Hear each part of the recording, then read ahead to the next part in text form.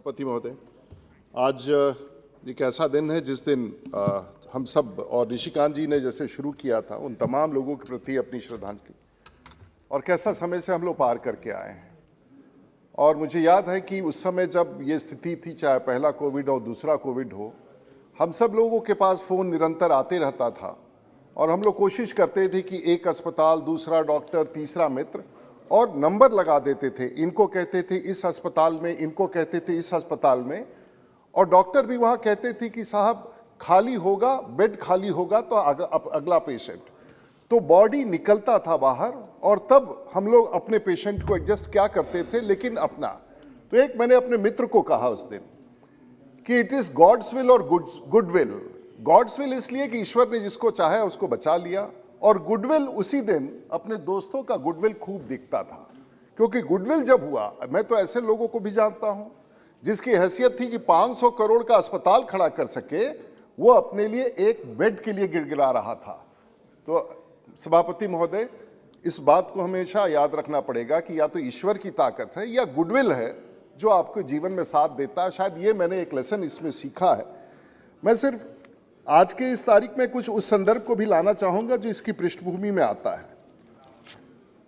बहुत तरह के प्रभाव पड़े कोविड के कारण। आज हम लोगों ने जिस कोविड के बारे में जो भय व्याप्त है, वो शायद इस बात का भय है कि कहीं वो फिर से वो स्थिति ना आ जाए।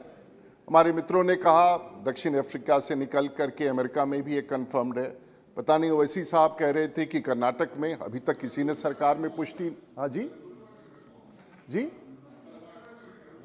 कर्नाटक में भी है। तो ये चिंता का विषय निश्चित है। लेकिन जब हमारे मित्र कोई बात रखते हैं तो उधर कल्याण बैनर्जी भी कुछ कह गए, वहाँ पर विपक्ष में जो हमारे वरिष्ठ नेता बैठते हैं वो भी कह गए, ओवैसी से भी। तो नज़रिया अलग अलग है। ग्लास आधा खाली है कि भरा हुआ है। हम सब लोगों को तो देश के प्रधानमंत्री के काम के बाद तो दिखता है कि ग्लास भरा हुआ है, लेकिन दुर्भाग्य है कि कुछ लोगों को ग्लास खाली दिखता है, तो उसको तो हम बहुत मदद नहीं कर सकते। लेकिन ये सिलसिला चलता रहेगा। इसमें पिछली बार जब ये पूरी परिस्थिति आई तो बहुत दिक्कत रहा। दुनिया भर में 30% जॉब्स चले गए, लगभग 50 से 100 मिलियन लोग अनएम्प्लॉयड हो गए। क्रूज लाइनर्स में जो हमारे बच्चे काम करते थे, दुनिया भर के क्रूज लाइनर्स में हमारे 8 से 10% बच्चे काम करते थे, वो बेरोजगार, बहुत स्थिति खराब होती चली। भारत में भी जो बड़ी योजनाओं के कारण इवेंट्स होते थे, कॉन्फ्रेंसेज होते थे, सब तरह की बंदी लगभग कंप्लीट हुआ। रेल का चलना बंद हो गया। छोटे छोटे जो हमारे रिक्शा चलाने वाले, रेडी वाले, जो पान की दुकान और चाय की दुकान पर बैठते थे, ताजमहल जैसे जगह पर जाने वाले भी लोग, जहां का रेवेन्यू 77 करोड़ था, चाहे वो आगरा फोर्ट हो, सब जगह पूरे दुनिया में और भारत में विशेष रूप से ये दिखने लगा। दुनिया में नुकसान हुआ। नुकसान ऐसा नहीं है कि पूरे भारत में ही हुआ, पूरे दुनिया में नुकसान हुआ। ग्लोबल लॉस जो टूरिज्म का था, लगभग 2.7 मिलियन, एविएशन का सबसे बड़ा नुकसान हुआ कि पूरी दुनिया के लोग को हम एक मानते 314 बिलियन का, भारत में भी 11 से 12 बिलियन का, इत्यादि इत्यादि नुकसान लगातार होता रहा। पूरी दुनिया के advanced economies shrunk by about 7%, emerging countries by 2.5%, South Asia और साउथ ईस्ट एशिया, यूरोप इत्यादि सभी देशों का नुकसान होता रहा महोदय। लेकिन एक बात को हमेशा हम लोग को सोचना होगा कि आखिर ये सब कुछ हम लोगों के लिए नया था। कोई आरोप लगाता है तो गलत लगाता है, क्योंकि किसी ने, और इसकी पहली तिथि भी निर्धारित नहीं थी कि हम आपके देश में आने वाले हैं, दुनिया में आने वाले हैं, कोविड आने वाला है, और इसका अंतिम तिथि भी निर्धारित नहीं है। हम सब ऐसे बात कर रहे हैं कि इसकी अंतिम तिथि भी निर्धारित हो गई है। हमने अभी तक कोविड के इस प्रकोप का अंतिम तिथि निर्धारित नहीं है, और हम सबों में कौन इसका विक्टिम बनेगा ये भी निर्धारित नहीं है। इसलिए इसमें अहंकार दिखाना, इसमें अपनी बुद्धिमत्ता दिखाना, ना कि सरकार के साथ खड़े होकर के इस विषय पर चर्चा करना, मैं समझता हूं कि वो व्यवहारिक होगा। हमारे हाउस के कितने लोग चले गए। तो यहाँ ये एक ऐसा विषय है जो हमको, आपको, सबको प्रभावित कर सकता है। ये तो इंसान एक ऐसा जीव है, इंसान, हमारे रेलवे मिनिस्टर चले गए, ये इंसान एक ऐसा जीव है कि वो रिलेंटलेसली चलता रहता है, वो पीछे मुड़ के नहीं देखता, और जीवन जीने के एक शैली के कारण हम भूल जाते हैं। लेकिन ये किसी को भी प्रभावित कर सकता है, और हम सब कोविड में, मुझे भी कोविड हुआ, हमारे निशिकांत जी को भी हुआ, हम तो चुनाव में थे बिहार में, और सबको हुआ, लेकिन हम लोग आगे बढ़ते चले गए। और ईश्वर की दया थी, दोस्त मित्रों की कृपा थी, अपने पूर्वजों की कृपा थी, अपने माँ बाप की थी कि हम लोग आज भी स्वस्थ हैं। ये किसी के साथ भी हो सकता है, राजा साहब। और पहला केस जब केरल में आया, किसी को नहीं पता था 30 जनवरी में, उस दिन भारत में सिर्फ एक लैब था, कोविड को कोई जानता नहीं था। लेकिन आज जब हम देखें तो 31 जुलाई 2021 तक 3,000 लैब हैं। एक साल में इतना बड़ा व्यवस्था तो कायम कर दिया किसी ने। ये तो देश की सरकार ने किया, इसमें राज्यों की सरकार ने मिलकर किया, तो एक बड़ी तैयारी थी। अगर हम किसी पर आरोप लगा दें तो उचित नहीं लगता है। 17 सितंबर 2020 को पहली बार पीक किया जब 97,000 केसेस हो गए, और उसके बाद लोएस्ट, फिर एक बार हम सब उससे बाहर निकलने लगे, हमको लगा कि सब कुछ ठीक हो गया। और फरवरी 2021 में लोएस्ट हुए, फिर 7 मई आते आते सेकेंड वेव आया, और 7 मई को एक साथ एक दिन में 4-4 लाख लोग आने लगे। किसी भी व्यवस्था के लिए संभव नहीं था। हमारे मित्र ओवैसी साहब कह के चले गए कि 40 लाख, पता नहीं ये कहाँ। तो अध्यक्ष जी ऑन रिकॉर्ड लाना चाहेंगे, भारत की सरकार ने जो आंकड़े दिए हैं वो 4 लाख हैं, 40 लाख नहीं है। कृपया देश के लोगों को गलत आंकड़े दे करके सदन के माध्यम से हम लोग कंफ्यूजन ना करें। नहीं, वो अब गणित का सवाल है, 4 लाख को 40 लाख कर दे तो खैर विपक्ष की राजनीति में ऐसा ही चलता है, उसमें कोई दिक्कत नहीं है। 4 को 40 बना देने में कोई दिक्कत नहीं है। आपने एक बात यहाँ पर, हमारे मित्र कह रहे थे कि हमारे यहाँ अमेरिका, ये कह रहे कि भारत में तैयारी नहीं थी। तो अमेरिका तो सबसे समृद्ध देश है, उससे ताकतवर तो हम सब मान लेते हैं कि एक बार अमेरिका बहुत ताकतवर है। तो अमेरिका अगर ताकतवर है तो वहां तो 7,74,000, वहां तो पूरी व्यवस्था होनी चाहिए, तो वहां के विशेषज्ञों को और साइंटिस्टों को जानकारी होनी चाहिए। और वहां प्रति लाख मरने वालों की संख्या 234 था, और भारत में, ब्राजील में 289 था, मैक्सिको में 227 था, रशियन फेडरेशन में 190 था। भारत में लाख संख्या में मरने वालों की संख्या 34, और इसे आप कामयाबी नहीं कहते। ठीक है, अगर आप विपक्ष के तौर पर कहना चाहते हैं तो कह लीजिए, लेकिन देश कामयाबी के साथ, हम सब उसके बाद से जूझ रहे हैं। और जैसे कि निशिकांत जी ने कहा कि हमारे जीडीपी ग्रोथ है, हम अच्छा से इकोनॉमी को संभाल रहे हैं, हमारी दूरदृष्टिता थी। और आप देखिए क्षेत्रों में कितना नुकसान हुआ, और कैसे भारत आज जीवंत रूप से पूरे दुनिया के सामने खड़ा होकर के रेंग नहीं रहा है, दौड़ रहा है। कोल का प्रोडक्शन 15% नीचे चला गया था, क्रूड ऑयल का 6.5%, सीमेंट 38%, कॉमर्शियल व्हीकल्स महोदय -84% प्रोडक्शन नीचे चला गया था। आप सोचिए कि देश का क्या स्थिति होगा। आप उसके जाइए, cargo handled at airports -57%, passenger handles eight airport -94%, railways passenger in kilometres -99, mining, manufacturing, electricity सब नीचे चला गया था। ये संकट तो पूरी दुनिया के सामने था, और जब पूरी दुनिया के सामने था तो अनएम्प्लॉयड भी हुआ, और लगभग 200 मिलियन लोग पूरे दुनिया में बेरोजगार हुए। भारत के सामने भी चुनौती थी, और उस चुनौती को आप भारत में भी देख ले। ये त्रासदी किसी ने सरकार की नीति के कारण नहीं किया, ये त्रासदी इसलिए हुआ कि एक प्राकृतिक आपदा जिसके बारे में दुनिया ने कभी सोचा ही नहीं था, उसने आके हम पर आक्रमण कर दिया, हमें घेर लिया। और आप किसी भी क्षेत्र में दे रहे, आप देख ले कैसे ये सरकार उभर करके आई है। ट्रैवल और हॉस्पिटैलिटी में 50,000 करोड़ का नुकसान हुआ, एविएशन में लगभग 12 बिलियन डॉलर का नुकसान हुआ, रिटेल में, रेस्टोरेंट में, रियल एस्टेट में, कोई भी ऐसा क्षेत्र नहीं था जिसमें सिर्फ दिल्ली नहीं, भारत की सरकार नहीं, पूरे राज्य सरकार प्रभावित थे।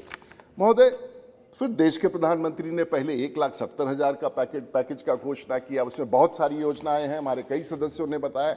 उसके बाद भी कई घोषणाएं, अंत में आते आते 20 लाख करोड़ का।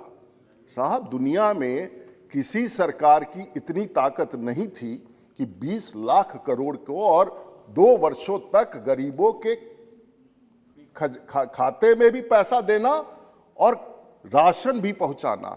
दुनिया में इतना बड़ा अभियान किसी ने नहीं चलाया, देश के प्रधानमंत्री ने किया। हम सबको स्वीकार करना चाहिए कि इतना बड़ा अभियान, इसमें बहुत सारे तथ्य हैं, लेकिन एक दुख का मेरे लिए विषय है, और एक दुख का विषय है कि उस समय मुझे बहुत पीड़ा हुई।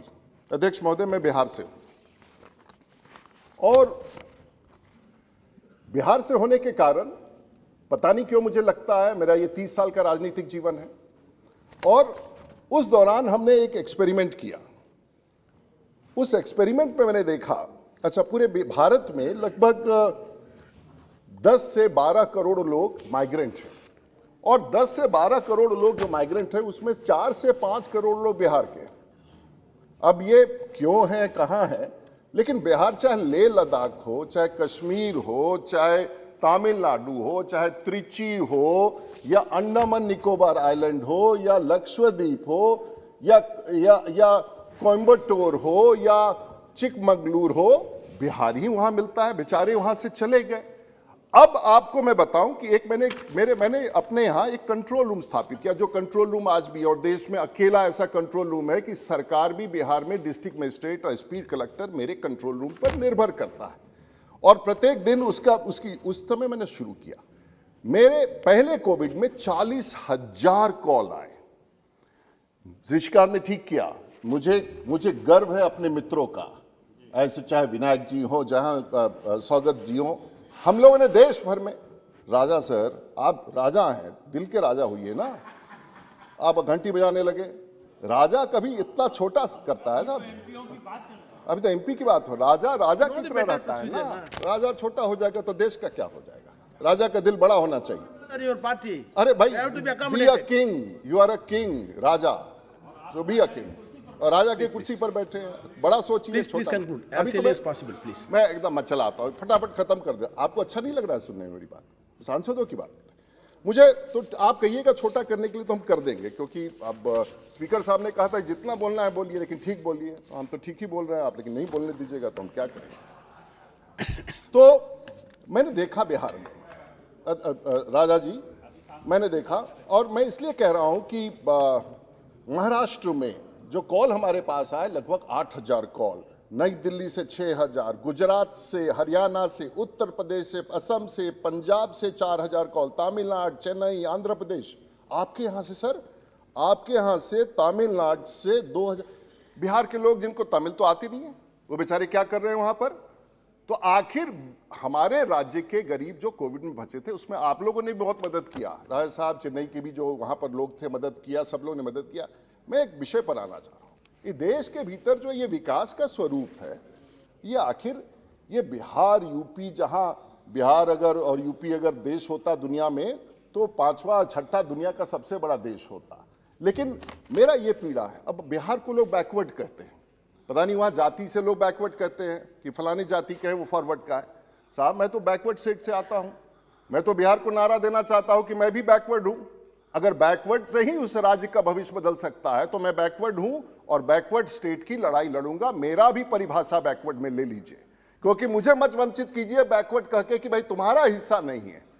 संजय जायसवाल जी, बैकवर्ड अगर राज्य है तो बैकवर्ड अगर राज्य है तो मैं भी बैकवर्ड राज्य का हूं, मैं भी बैकवर्ड हूं, और मैं भी बिहार को बैकवर्ड के नाम पर ही अपना चेहरा बैकवर्ड बनाते हुए कि देश में पूरे हमारे गरीब मजदूर पूरे भारतवर्ष में फैले। बिहार में क्या होगा? इससे कोविड का सबसे ज्यादा प्रभाव गरीबों को पड़ा, सबसे ज्यादा गरीबों पर पड़ा तो बिहार में पड़ा। जो 70,000 कॉल देश भर से आए वो आंसू बहा करके, ये तो हमारे सांसद है, सरकार है, मित्र है, जिन लोगों ने उनका ख्याल करा। तो आज से मैं अपने आप को बिहार का बैकवर्ड घोषित करता हूं, ताकि आने वाले दिनों में इसी बैकवर्ड के नाम पर इस बैकवर्ड बिहार को हम लोग आगे लेके चल सके। ये मेरा पंचलाइन है आज का, और यही चीज का तो तकलीफ है कि हम लोग अपने राज्य को पूरे भारतवर्ष में। अब अध्यक्ष जी, मैं यही छोड़ देता हूं आपसे।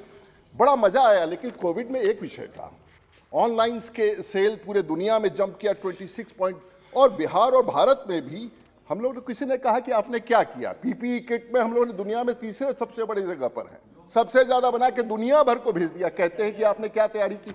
अपना ही नहीं किया, 7,000 करोड़ का व्यापार करके दिखाया।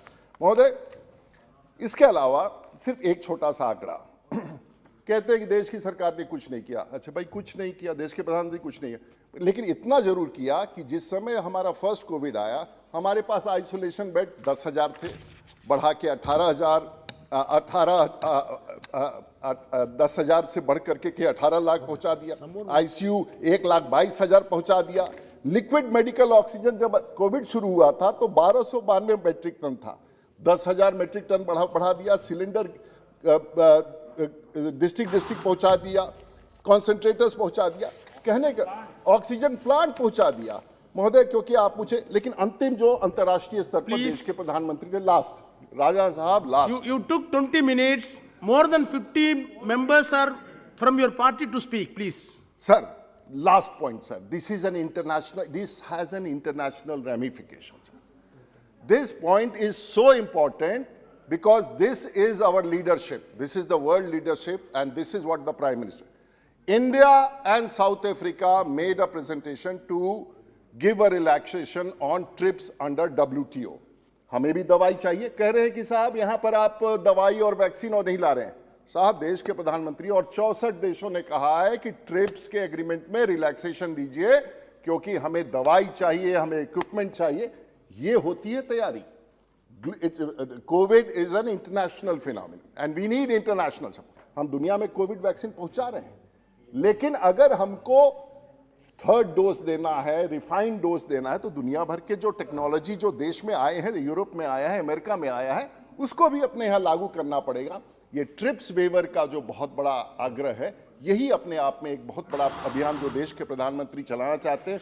महोदय, बहुत बहुत धन्यवाद। मैं आपसे इतना ही कहना चाहूँगा, बहुत लोग छोटे छोटे प्रयास कर रहे हैं। सुशील मोदी जी, बिहार में जितने लोग दूसरे सदन के सदस्य हैं, बिहार के उप मुख्यमंत्री, जितने लोग के माँ बाप मरे, उनके बच्चों के लिए व्यवस्था करना, उनके अकाउंट में पैसे देना, हर आदमी थोड़ा थोड़ा अपना अपना कोशिश कर रहा है। हम लोगों ने भी कोविड में कोशिश की, और ईश्वर आपको स्वस्थ रखे। थोड़ा और समय देते तो और भी स्वस्थ आप रहेंगे, लेकिन आप स्पीकर साहब ने अनुमति दी और सदन ने हमारी बात सुनी। लेकिन कोविड की लड़ाई दुनिया की लड़ाई है, हम सब मिल के लड़े, चाहे वो एविएशन के क्षेत्र में हो या किसी भी क्षेत्र में हो। हम लोगों ने देखा कि कितना नुकसान हुआ। Please wind up. बहुत बहुत धन्यवाद सभापति महोदय, आपका आभार व्यक्त करना चाहूंगा कि आपने इस विषय पर, लेकिन इस लड़ाई में भारत सबसे आगे है और हम कामयाब हो चुके हैं और कामयाब रहेंगे, यही मेरा आग्रह है। धन्यवाद।